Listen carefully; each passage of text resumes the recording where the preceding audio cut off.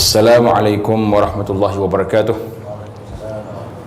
Alhamdulillah, kita syukur pada Allah Azza wa Jalla kerana telah diberi peluang oleh Allah untuk meneruskan kehidupan kita di atas dunia ini sebagai menjalankan tugas sebagai hamba Allah dan sekaligus menjalankan tugas sebagai khalifah di atas muka bumi untuk memakmurkan bumi ini dengan kalimah Allah.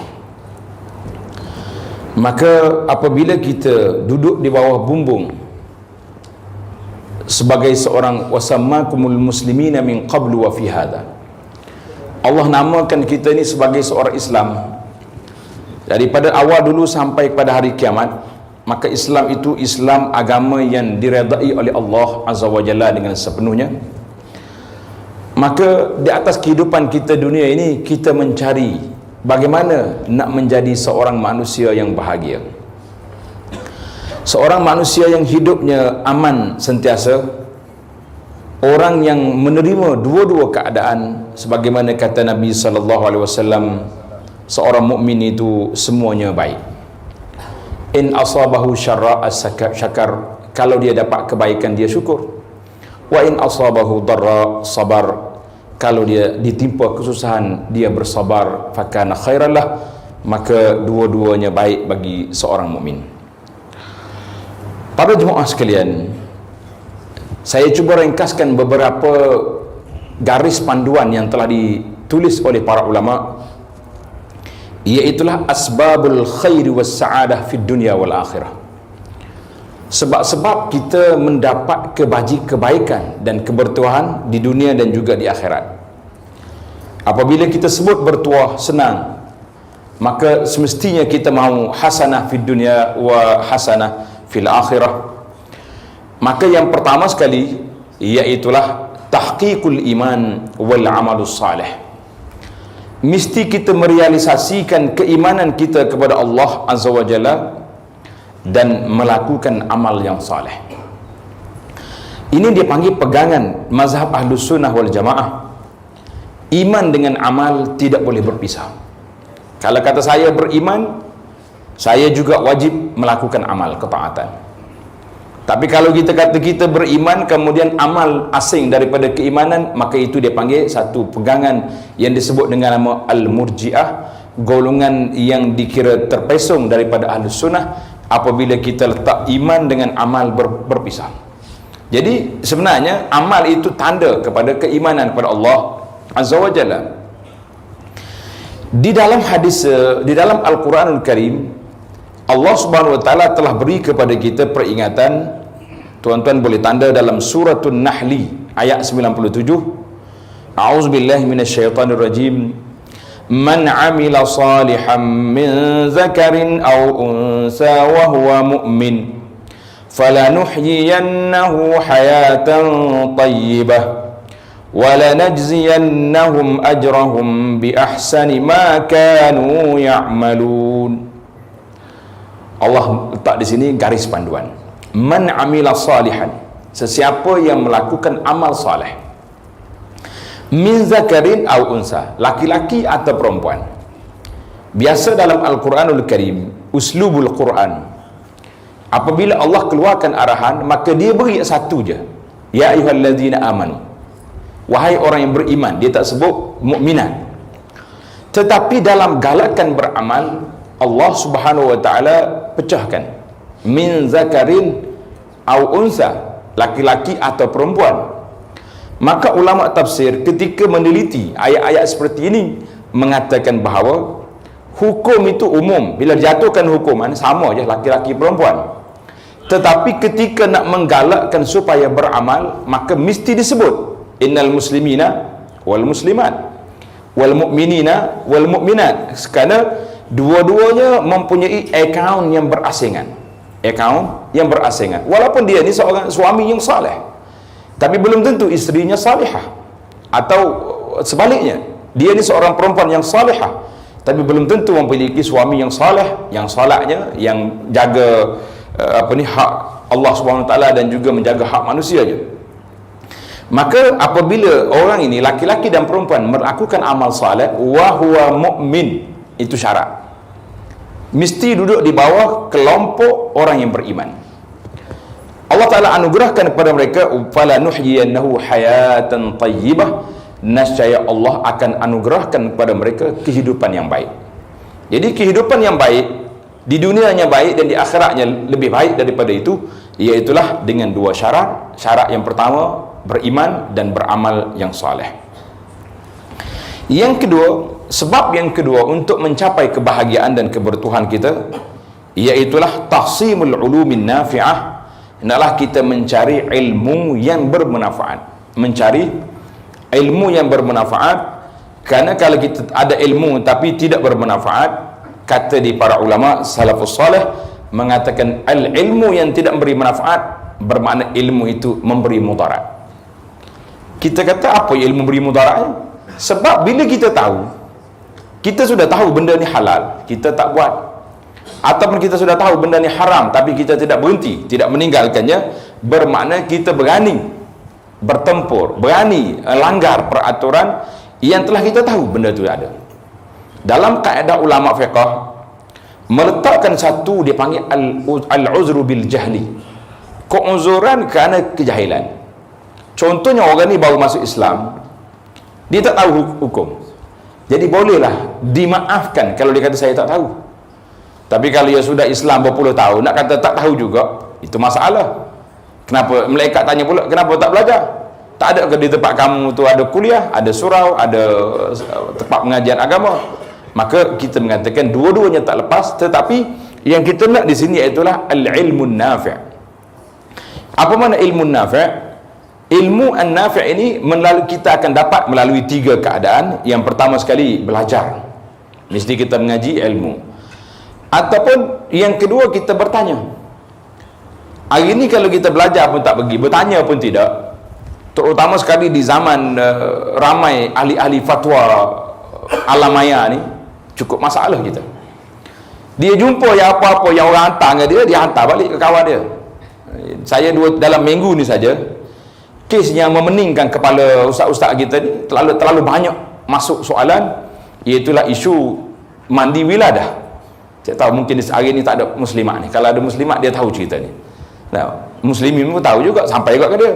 Jadi mandi wiladah ni bagi orang perempuan yang melahirkan anak tidak keluar darah. Jadi banyaklah cerita orang tanya. Ni yang hari ni semalam pula banyak lagi soalan timbul, isu orang perempuan yang pakai makeup, kemudian dia ambil wuduk, jadi air mustamal, tak sah solat dia, macam-macam lah. Bila tak sah dia jatuh hukum teruk-teruk selalu. Nah, itu masalah kita. Jadi al-ilmu bit-ta'allum, bagaimana dalam hadis kata, ilmu itu mesti dengan belajar. Mesti dengan belajar. Jadi para jemaah sekalian, kita kena khususkan masa kita. Paling tidak maghrib dengan isya itu tempat kita belajar. Tetapi yang kita pergi belajar maghrib dengan isya, subjek telah diatur. Yang kita nak tahu persoalan-persoalan dalam hidup kita, maka itu perlu kita belajar. Kita cari, dekatkan diri dengan para asatizah, dengan ustaz-ustaz kita yang ada. Hari ini orang panggil nombor-nombor telefon ustaz telah disebarkan begitu luas tanpa izin. Tak apa, kita cuba hantar 10 orang ustaz. Kalau seorang jawab, lepaslah tanggungjawab kita dah. Tapi jangan marah pula orang tak jawab. Bukan tak jawab tu kerana tak nak jawab, mungkin tak ada masa nak menjawab. Jadi itu di antara sebab yang kedua, iaitulah belajar. Yang ketiga, iaitulah kita mesti bertakwa kepada Allah Azza wa Jalla dan mesti bergerak. Mesti bergerak, maknanya tak boleh kita duduk tunggu saja nak bahagia. Bekerjanya tidak, berusahanya tidak, akhir sekali pakai tunggu Allah Ta'ala nak bagi rezeki, dia bagilah kalau kita kan. Sebab Tuhan dah janji kan, setiap makhluk yang bernyawa ini, illa wa ma min dabbatin fil ardi illa 'ala Allah rizquha. Tidak ada binatang yang berjalan atas muka bumi ini kecuali Allah Ta'ala akan beri rezeki kepada dia. Jadi saya ni di antara makhluk yang berjalan atas muka bumi ini, takkanlah tak ada rezeki. Akhir sekali tak buat kerja. Maka kita mengatakan itu satu kefahaman yang silap, yang itulah yang menyebut tentang masalah makna zuhud yang salah. Zuhud yang salah apabila kita meninggalkan berusaha semata-mata bergantung kepada Allah, tunggu Allah Ta'ala hantar mari semata-mata tanpa usaha, maka itu silap. Jadi bila kita bertakwa dan berusaha, ketika itu akan datang kelepasan, sebagaimana ayat yang masyhur yang banyak terdapat digantung di dinding-dinding rumah sebahagian daripada kita. Kerana itulah saya namakan ayat digantung, iaitulah ayat tahu belakang dah tu. Macam ittifaq dah benda tu dah. Gantung je ayat 1000 dinar. Bacanya tidak, memahami makna tidak, macam mana nak jadi 1000? Nah, 1000 sungguhlah 1000 bayar ke peniaga. Allah tak di sini mesti dia panggil kalau kerja berbalas. Wa may yattaqillah yaj'al lahu makhraja. Tuhan kata siapa dia bertakwa Allah Taala, barulah Allah Taala akan bukakan kelepasan. Allah Taala akan beri kelepasan. Sebab apa? Fa amma man a'ta wattaqa. Siapa yang beri dan dia bertakwa kepada Allah Taala. Apa jadi? Wa saddaqa bil husna, dia membenarkan apa yang dibawa oleh Nabi sallallahu alaihi wasallam, fasanuyassiruhu lil yusra. Allah kata aku buka lorong kesenangan pada dia. Wa amma man bakhila wastaghna, orang yang bakhil pula tak mau. Wa kadzdzaba bil husna, mendustakan apa yang diajar oleh Nabi sallallahu alaihi wasallam, fasanuyassiruhu lil usra. Jadi yusru wal usru, senang dengan susah itu duduk bergantung kepada jalan yang kita ambil, jalan yang kita lalui, sama ada kita lalu dengan betul ataupun yang tak betul. Yang keempat, husnul tawakkul alaihi. Hendaklah kita bertawakal kepada Allah Azza wa Jalla. Setelah kita berusaha barulah kita tawakal. Tak boleh tawakal dulu baru usaha, meninggalkan usaha itu tak jadi. Macam ada hari ni kita duk baca cerita orang hebat-hebat zaman dulu. Bila dia sakit, orang kata pergilah berubat, dia tak payah ubat. Nak sembuh, Tuhan yang menyembuh, Tuhan dah tahu dia sakit. Jadi tarah kita ni bukan setarah Nabi Allah Ibrahim AS. Biasanya orang duk cerita waktu Nabi Ibrahim dicampak dalam api, malaikat mari tanya dia kan, mu nak apa Ibrahim, nak minta apa? Ibrahim kata, aku nak minta dengan Allah, kalau dengan kau tak payah. Jadi takkanlah kita nak samakan Ibrahim dengan kita punya tarah tawakal. Ibrahim ni siapa dia? Allah Ta'ala sebut dalam Quran, kana ummatan. Ibrahim tu dianggap sebagai ummah, satu ummah manusia, dia seorang saja. Sebab terkumpul pada Nabi Ibrahim alaihissalam banyak perkara-perkara yang hebat. Sama juga dengan kita ini, bila kita nak buat bandingan, kita banding kita dengan sahabat-sahabat Nabi radhiyallahu anhum, jadi sangat jauh jarak dia. Takkanlah nak banding Sayyidina Osman dengan zaman kita hari ni. Siapa kita yang sampai peringkat begitu sekali kita punya darjat? Maka Allah SWT bila kita letak bertawakal pada Allah, sebagaimana dalam ayat yang dibaca tadi, yang dikenali dengan ayat 1000 dinar itu, alaysa Allah wa yarzuqu min haitsu la yahtasib. Bila orang ni bertakwa dan bertawakal kepada Allah Taala, wa may yatawakkal 'ala Allah fa huwa hasbuh. Siapa dia bertawakal, maka Allah Taala akan cukupkan apa yang diharap. Tapi tawakal sungguh-sungguhlah.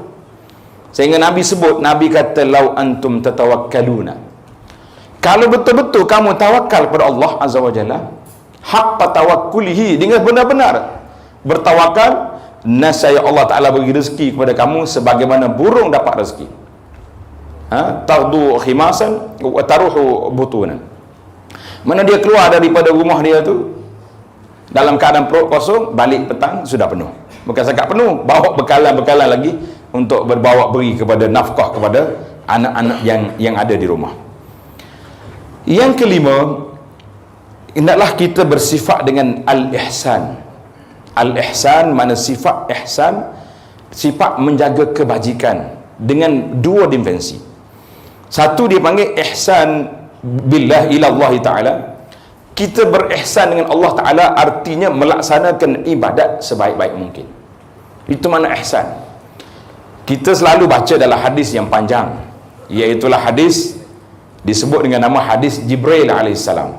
Ingat tengok hadis Jibril waktu dia mari tanya Nabi kan, apa itu iman, apa itu Islam. Kemudian Jibril tanya, mal ihsan, apa itu ihsan? Maka Nabi SAW beri jawapan yang sangat simple, an ta'budallaha ka'annaka tarah, fa in lam takun tarahu fa innahu yara. Kamu tengok Allah Ta'ala seolah-olah kamu sembah Allah Ta'ala, ta'budallah ka'annaka tarah, macam kamu tengok Allah. Tapi kalau tak dapat darjah ini, fa in lam takun tarahu fa innahu yara, biarlah kalau kita tak dapat darjah itu, kita nak ambil darjah yang kedua, ihsan, kita teringat Allah SWT sentiasa tengok kepada kita. Inilah di antara integriti yang besar yang jabatan integriti hari ini, bagaimana nak berusaha untuk menimbulkan isu ni supaya tidak lagi timbul masalah. Kalau tidak, kita bermasalah. Kita ada jabatan integriti, kita ada jabatan tu jabatan ni, SPRM ada, pencegah tu pencegah ni, tapi kenapa berlaku ketirisan? Kenapa berlaku kebocoran? Sebab sifat ihsan kita sudah agak longgar, agak pudar apabila kita tidak merasai Allah Ta'ala tengok kepada kita. Bila kita Allah Ta'ala tengok kepada kita, kadang-kadang iman kita kepada CCTV lebih kuat daripada keimanan kita kepada Allah Azza wa Jalla. Kita ni kalau duduk cakap gini, kita tahu CCTV ada ke atas, berani tak boleh nak buat benda-benda yang bercanggah, menyalahi dasar pejabat. Jangan buat kuat abah tengok. Nampak kamera tu duduk pusing atas kepala dah. Kenapa waktu kita nak buat maksiat, waktu kita nak buat kemungkaran, kenapa kita tidak teringat Allah SWT yang maha sentiasa melihat kepada hamba dia? Kita hafal daripada kecil lagi. Orang Malaysia ni mazhab dia sifat 20 contoh. Semua ingat 20 ya. Kalau baca satu-satu belum tentu. Kau ingat, kau jamin ingat ke nak teh hari ni? Jangan tanya lah ustaz dah. Itu menimbulkan masalah. Itu pasal itulah setengah orang tu dia tak selesa kalau imam sebelum akad nikah duk tanya soalan pelik-pelik. Imam nak tahu ya tak? Dia kata saya bukan tak tahu imam, tapi orang panggil gabra ke masa tu kelang kabut waktu nak akad nikah. Kamera pula duk tuluh kat dia. Jadi kita nak ambil supaya kita menjiwai. Hari ini kita hanya menghitung tapi tidak menjiwai tentang ihsan Allah kepada kita, kepada Allah Azza wa Jalla. Dan juga kata di para ulama, yang kelima ini juga termasuklah al-ihsanu ilal khalqi, kita juga buat baik kepada makhluk. Jadi buat baik pada sama-sama manusia. Tengok orang susah, kita tengok orang yang memerlukan, kita bantu. Kita tengok apa saja yang patut kita lihat, maka kita kena buat. Yang keenam, as-sabru, iaitulah kebahagiaan hidup atas dunia ini tidak dapat dicapai kecuali dengan kesabaran. Allah Subhanahu wa taala sebut dalam Quran, wa'mur ahlaka bis-salati wastabir 'alaiha.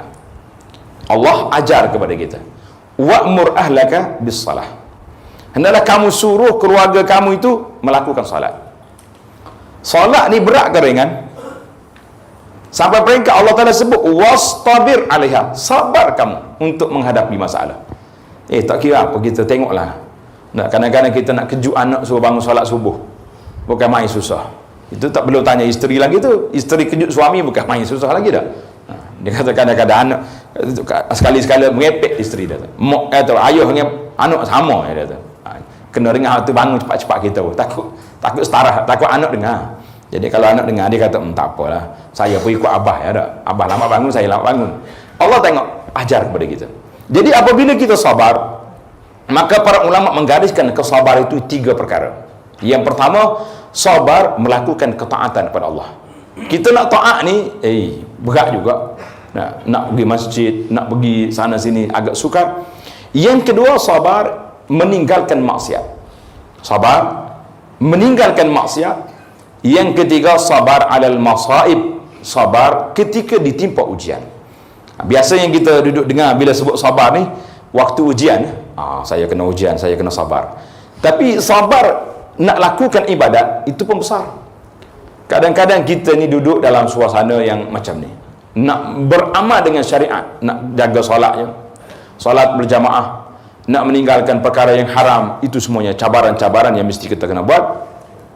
Maka Allah kata wastabir 'alaiha, adalah sabar. La nas'aluka rizqan, kami tak minta yang kamu rezeki, nahnu narzuquka, kami yang beri rezeki kepada kamu. Yang ketujuh, iaitulah sebab yang ketujuh untuk mendapat kebahagiaan, ad-du'a, mestilah kita banyak berdoa kepada Allah Azza wa Jalla. Kita jangan pandang remeh ataupun enteng sangat kepada doa. Kadang-kadang kita dengan doa nak buat apa? Subhanallah. Kita tahu Allah Subhanahu wa taala sebut dalam surah Al-Baqarah ayat 186, wa iza sa'alaka ibadi anni fa inni qarib. Kalau hamba aku tanya aku tentang aku, maka jawablah inni qarib, aku ni dekat. Ujibu da'watad da'i iza da'an, aku akan perkenankan doa siapa yang doa. Habis kita akan tertanya-tanya, ustaz saya berdoa 3 tahun dah tak dapat-dapat juga. Ada seorang tu dia pergi ke Mekah. Dia pergi Mekah, dia nak naik atas bukit ni, Bukit Jabal Rahmah di Arafah. Sebab orang kata situ tempat mustajab doa. Bila nak naik sangat, saya pun cakap dengan guide kita, kebetulan ada pelajar Indonesia tu. Kamu cerita ke dia, apa kelebihan naik atas bukit ni? Dia kata apa? Dia kata, bapak saya sudah 3 tahun naik, panggil isteri, tak dapat-dapat sampai hari ni. Jadi cerita ke dia ni, dia main. Jadi kita kadang-kadang duk fikir, bila kita doa tu macam kita pergi hollow borang dekat, cop diterima. Bila tarikh nampak Allah SWT yang maha berkuasa. Kadang-kadang doa yang kita minta, yang pentingnya setiap doa kita tu file kita diangkat, kita dapat pahala, kerana doa itu ibadat.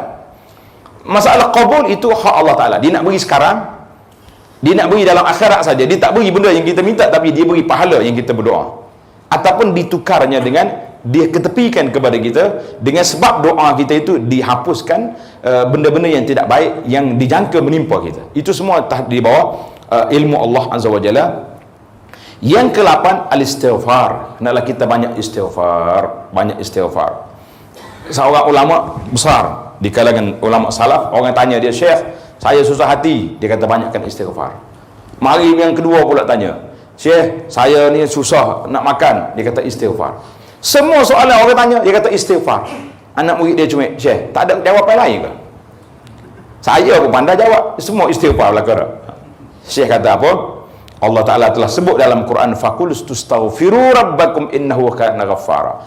Allah arahkan supaya kita beristighfar, yursilis sama alaikum midrara. Nasihat Allah Ta'ala hantar mari angin, mari sama bagaimana awan, mari mana rezeki akan datang melalui istighfar. Sebab apa? Bila istighfar bermakna kita telah mengakui, kita telah mengiktiraf tentang kelemahan dan kebergantungan kita kepada Allah Azza wa Jalla.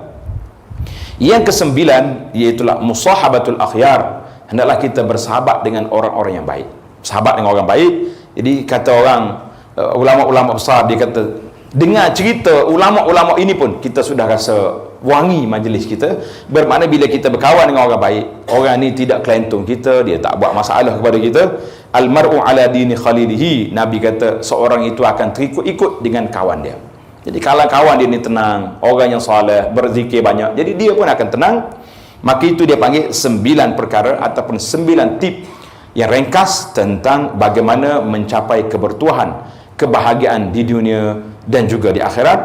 Maka kita simpulkan di sini bahawa seorang itu akan mendapat kebahagiaan dan kebertuahan melalui 2 perkara, 2 asas yang besar. Yang pertama, tawakal kepada Allah. Yang kedua, bazlul asbab, mesti mengambil sebab-sebab yang boleh menaikkan taraf kita kepada yang demikian. Jadi itu sajalah tazkirah ringkas kita. Aqulu qawli hadza, wassalamu alaikum warahmatullahi wabarakatuh.